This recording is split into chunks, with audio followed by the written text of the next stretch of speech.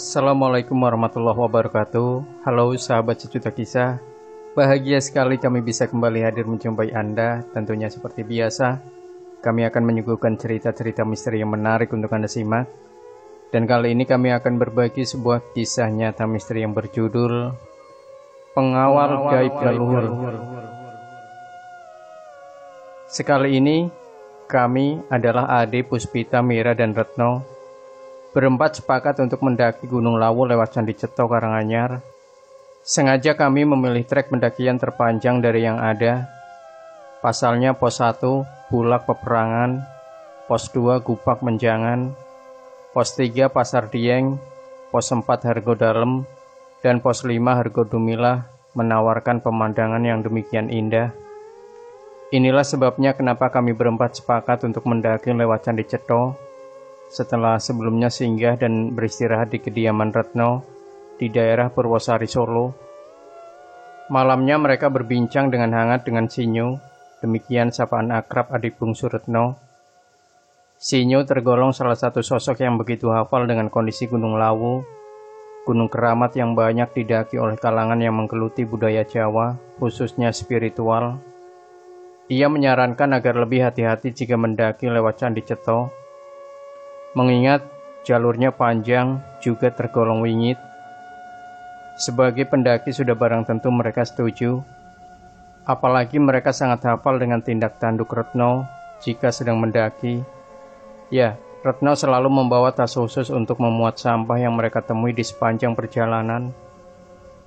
Singkat kata, pada hari yang telah ditentukan, setelah lapor akan melakukan pendakian, dengan riang keempatnya mulai melakukan pendakian. Rute yang bakal mereka tempuh antara lain Bulak Peperangan, Gupak Menjangan, Pasar Dieng, Hargo Dalem, dan puncak Gunung Lawu Hargo Dumilah. Memasuki Pasar Dieng, udara yang semula cerah bersahabat mendadak berubah demikian cepat. Awan hitam bergayut pekat dan petir pun mulai berlompatan.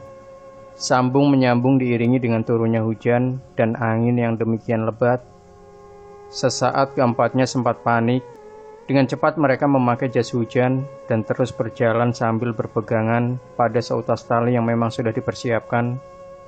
Tiupan angin yang begitu keras membuat mereka hanya dapat berkomunikasi lewat isyarat. Namun, lamat-lamat Ade, Puspita, Mira seolah mendengar Retno sedang menjawab atau berkata-kata dengan seseorang. Ketiganya tidak menggubris, hanya saja mereka heran dan bertanya-tanya dalam hati, kenapa perjalanan kali ini menyerong ke kiri. Mereka sadar, walau tak berapa dalam, di sebelah kiri jalan yang mereka lalui adalah merupakan jurang yang tergolong terjal dan terkenal keangkerannya. Tapi apa daya, cuaca yang tidak bersahabat membuat ketiganya hanya bisa mengikuti langkah Retno yang berjalan di depan dengan penuh kehati-hatian. Entah berapa lama mereka berjalan, yang pasti kini mereka berempat berkumpul di suatu ceruk bebatuan. Alhamdulillah, akhirnya kita dapat tempat berteduh. Ayo, kita bikin api, biar hangat, kata ketiganya hampir bersamaan. Tak lama kemudian, api pun menyala dan mereka berkumpul mengelilingi perapian sambil bercanda. Setelah hujan mulai reda, setelah mematikan api, mereka berempat kembali melanjutkan perjalanan. Medan yang licin membuat mereka harus ekstra hati-hati dalam melangkah. Keanehan mulai dirasakan oleh Ade, Puspita, dan Mira. Betapa tidak, tiap salah satu dari ketiganya tergelincir akibat licinnya jalan. Namun mereka tak pernah sempat jatuh. Ya, seolah ada tangan tak terlihat yang menahan tubuh mereka. Akibatnya tepat tengah malam mereka berempat baru sampai ke puncak Gunung Lawu Hargo Dumilah. Setelah saling sapa dengan pendaki yang sudah lebih dulu sampai, mereka beristirahat mengumpulkan kekuatan untuk turun nanti. Di tengah-tengah rasa kantuk yang bergayut akibat kelelahan antara sadar dan tidak, keanehan kembali terjadi. Ade, Puspita, Mira seolah melihat ada beberapa lelaki bertelanjang dada dengan mengenakan celana hitam komprang dan ikat pinggang kulit besar berdiri mengelilingi mereka. Sementara satu lelaki dengan pakaian yang sama dan berkumis lebat tampak duduk tak jauh dari Retno. Formasi mereka seolah tengah menjaga keselamatan kami. Anehnya, keberadaan mereka seolah tak dirasakan oleh pendaki lain. Buktinya mereka tetap tenang dan tenggelam dalam lamunan atau kesibukannya masing-masing. Paginya setelah sarapan dan merapikan segala sesuatunya, serta pamit dengan pendaki yang lain, mereka pun kembali turun lewat jalan yang sama. Ya, mereka sengaja naik dan turun lewat Candi Ceto. Tujuannya selain menguji stamina, mereka juga ingin mencoba lintasan terpanjang dalam mendaki Gunung Lawu. Mereka beristirahat pada pintu masuk. Pada saat itulah Puspita yang tergolong paling cerewet di antara mereka pun langsung saja bertanya, "Jujur, baru kali ini aku naik gunung serasa dikawal kayak anak raja." "Iya, aku juga ngerasain," sahut Ade dan Mira sambil menatap Retno dengan pandangan penuh selidik. Retno tak menjawab, hanya tersenyum, dan perbincangan tentang mereka dikawal makhluk gaib itu terus saja bergulir hingga mereka sampai di rumah Retno. Sinyo yang kebetulan ada di depan langsung saja menyambut kedatangan mereka dengan hangat. Ketika ia mendengar apa yang sedang dibicarakan, dengan cepat ia menyahut, "Oh, yang itu. Jangan kaget atau takut.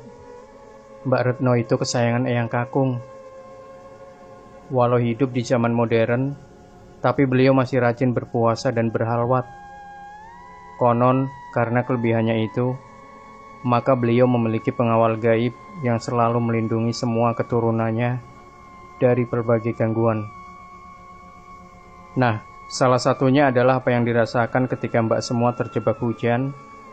Tidak jauh walau terpleset karena jalan licin dan dikawal dengan ketat ketika di puncak Hargodumilah, kata Sinyo panjang lebar. "Kok tahu sih?" tanya ketiganya bersamaan. "Sebenarnya yang bisa komunikasi dengan para pengawal Eyang Kakung dia," kata Retno sambil menunjuk ke arah adiknya. "Makanya sebelum kita berangkat, ia terlebih dahulu berkomunikasi dengan para pengawal Eyang Kakung di kamarnya," lanjutnya lagi. "Oh, begitu," gumam ketiganya. "Ternyata di zaman seperti ini masih ada orang yang menguasai ilmu-ilmu seperti itu," kata Mira lirih sambil matanya mengerling kagum ke arah Sinyo. Demikian sahabat Sejuta Kisah, jangan lupa berikan komentar Anda, like, share video ini, subscribe channel Sejuta Kisah, dan nantikan kembali cerita-cerita misteri terbaru dari kami. Wassalamualaikum warahmatullahi wabarakatuh.